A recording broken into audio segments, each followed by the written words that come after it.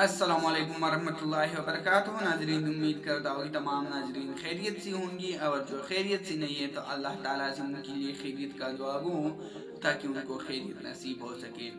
ناظرین، آج ہمارا موضوع ہے ڈاکٹر ذاکر نائک کے سوال و جواب۔ تو ناظرین، ڈاکٹر ذاکر نائک سے ایک عورت 3 سوال کرتی ہے کہ جہالت کے خلاف جہاد کرنا بھی جہاد ہے، اور دوسرا سوال کہ خواتین صرف اسلامی تعلیم حاصل کر سکتے ہیں یا ماڈرن تعلیم حاصل کر سکتے ہیں۔ تیسرا سوال کہ خواتین کی تعلیم پر اہمیت دینا چاہیے یا نہیں۔ تو ناظرین، سوال کا جواب آپ خود ہی ڈاکٹر ذاکر نائک سے سن لیں، لیکن ویڈیو میں آگے بڑھنے سے پہلے آپ سے گزارش ہے، اگر آپ پہلی بار ہماری یوٹیوب چینل مقداد آفیشیل میں آئے ہیں تو برائے مہربانی کر کے ہمارے یوٹیوب چینل مقداد آفیشیل کو سبسکرائب کریں اور بیل آئیکن کو دبائیں تاکہ ہمارے آنے والی ہر نئی ویڈیو کی نوٹیفیکیشن آپ کو سب سے پہلے مل سکے۔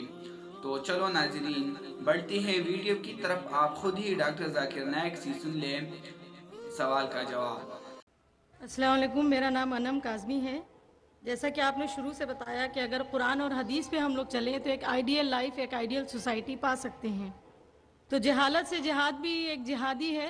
میرا کوشچن ہے، A should be confined the knowledge to the Islamic studies only, B knowledge like women کو زیادہ ہم لوگ کو اہمیت دینا چاہیے، like if women is educated then the whole family is more knowledgeable. What do you think? بہن نے سوال کیا کہ جہالت کے خلاف جہاد کرنا بھی جہاد ہے، بالکل صحیح ہے۔ انہوں نے کہا کہ صرف ہمیں اسلام کی پڑھائی کرنا چاہیے کہ یہ عام جو ہم کہتے ہیں ماڈرن ایڈوکیشن یا فارمل ایڈوکیشن کرنا چاہیے۔ اور تیسرا سوال کہ خواتین کے اوپر ایڈوکیشن کی اہمیت دینا چاہیے کہ نہیں۔ آپ کا پہلا سوال بالکل صحیح تھا کہ جہالت کے خلاف جہاد بھی جہاد ہے، بالکل صحیح۔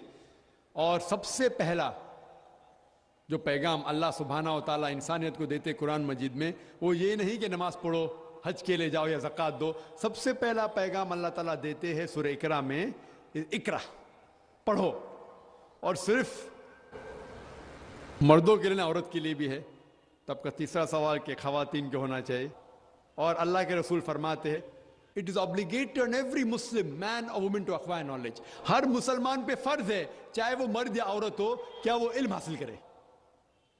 تو علم حاصل کرنا ہر مسلمان کے لیے فرض ہے، اور اللہ کے رسول نے کہا کہ آپ اپنے بچوں کو علم دو، خصوصاً لڑکیوں کو، کیونکہ اس وقت جہالت میں لڑکیوں کا قتل کیا جاتا تھا۔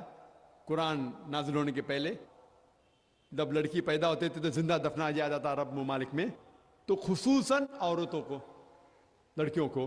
تو علم حاصل کرنا فرض ہے ہر مسلمان کے لیے، جہالت کے خلاف جہاد کرنا فرض ہے، اور عورتوں کے لیے بھی۔ جو آپ کا دوسرا سوال ہے، جو آخری سوال ہے، کیا ہمیں اسلام کے علاوہ باقی دنیائی علم حاصل کرنا چاہیے کہ نہیں؟ بے شک کرنا چاہیے۔ کیوں نہیں کرنا چاہیے؟ علم 2 قسم کی ہوتی ہے، دینی علم قرآن اور حدیث کی روشنی میں، اور دنیائی علم بھی، یہ بھی ضروری ہے۔ اور کئی قرآن کے آیت کو سمجھنے کے لیے یہ دنیائی علم بھی ضروری ہے۔ اسی لیے قرآن مجید فرماتا ہے سورہ نحل میں، سورہ 16 آیت نمبر 43، فَاسْأَلُوا أَهْلَ الذِّكْرِ إِن كُنتُمْ لَا تَعْلَمُونَ۔ اگر آپ نہیں سمجھتے تو ان سے پوچھو جس کے پاس علم ہے۔ اسی لیے ہم نے بمبئی میں ایک اسکول قائم کی جس کا نام ہے اسلامک انٹرنیشنل اسکول۔ یہ ایک علیحدہ اسکول ہے، 2 زبانوں میں اس کا میڈیم آف انسٹرکشن ہے، ایک انگلش اور دوسرا عربی ہے۔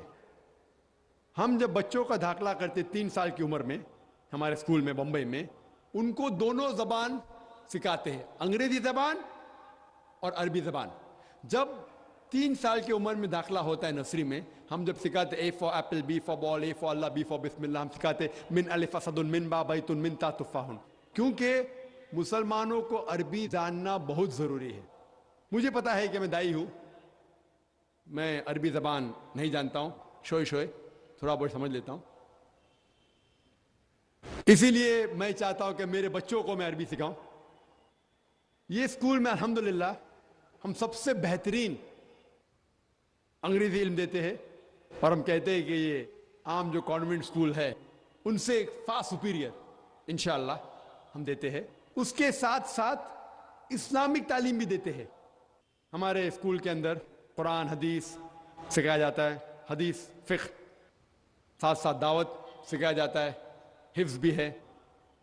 لیکن ہم جب اسلام سکھاتے ہیں, ہم اسلام عربی زبان میں سکھاتے ہیں, انگریزی اردو میں نہیں. تو حدیث بھی سکھاتے ہیں عربی زبان میں, قرآن کی تفسیر بھی ہوتی ہے عربی میں, اردو میں نہیں, کیونکہ ہم چاہتے ہیں کہ ہمارے بچے عربی میں بھی ماہر ہو. عربی ایک وقت تھا جو عربی زبان سب سے بہترین زبان انٹرنیشنل لینگویج کہلاتی تھی. اگر آپ کو سائنس کے بارے میں سیکھنا ہے, وہ غیر مسلم کو بھی مجبوراً عربی سیکھنا پڑتا تھا اگر سائنس کے بارے میں تحقیق کرنا چاہتا تو. آج کی تاریخ میں انگریزی زبان انٹرنیشنل لینگویج ہے. انشاءاللہ عربی پھر سے انٹرنیشنل لینگویج ہوں گی. تو آپ جب دیکھیں گے ہمارے بچے 5 سال 6 سال کے بچے 1 سال 2 سال میں جس طریقے سے عربی زبان بات کرتے ہیں, ماشاءاللہ گفتگو کرتے ہیں, تو یہ جو اسکول ہم نے قائم کی بمبئی میں, اسلامک انٹرنیشنل اسکول, اس کا مقصد ہے کہ دین اور دنیائی علم ساتھ ساتھ بہترین پیمانے پہ اس کو انشاءاللہ بچوں میں دینا. لیکن انٹرویو پاس کرنا مشکل ہے.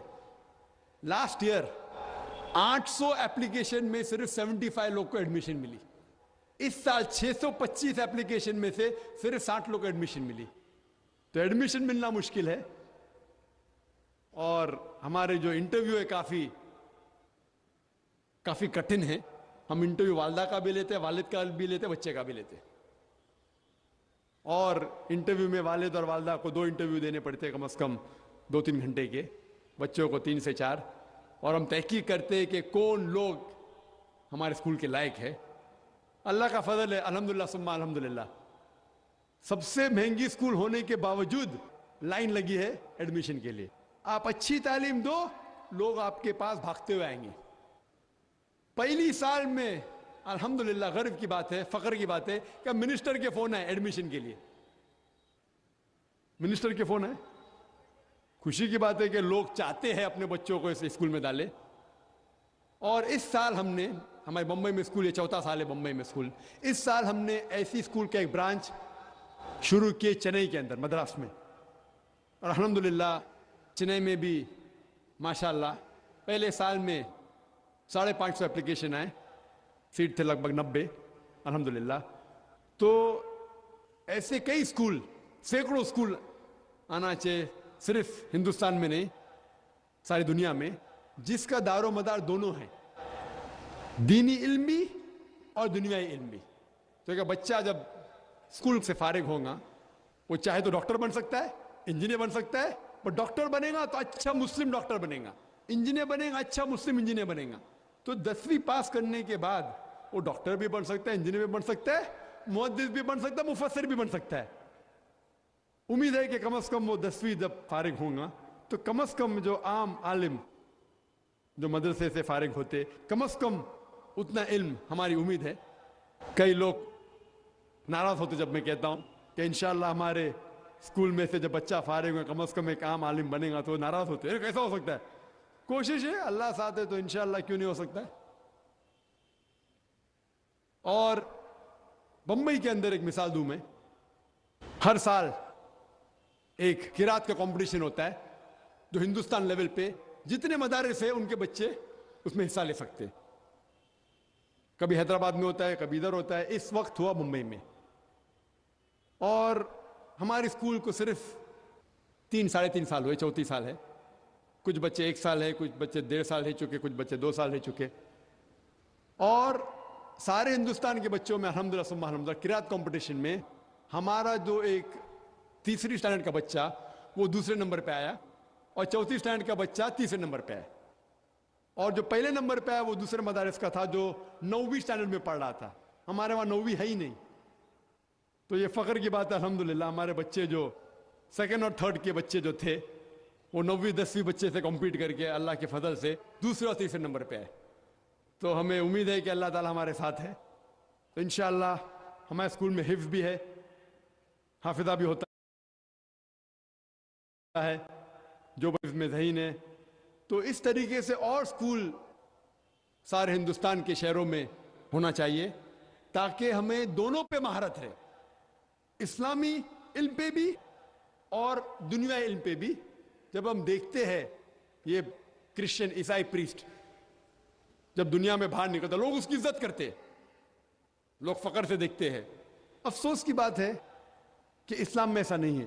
اسی لیے ہم ایسے اسکول قائم کریں جو دونوں علم دے, دنیائی بھی اور دینی بھی, تاکہ انشاءاللہ ہم صحیح طریقے سے بچوں کو علم دے سکیں. Hope the answers the question.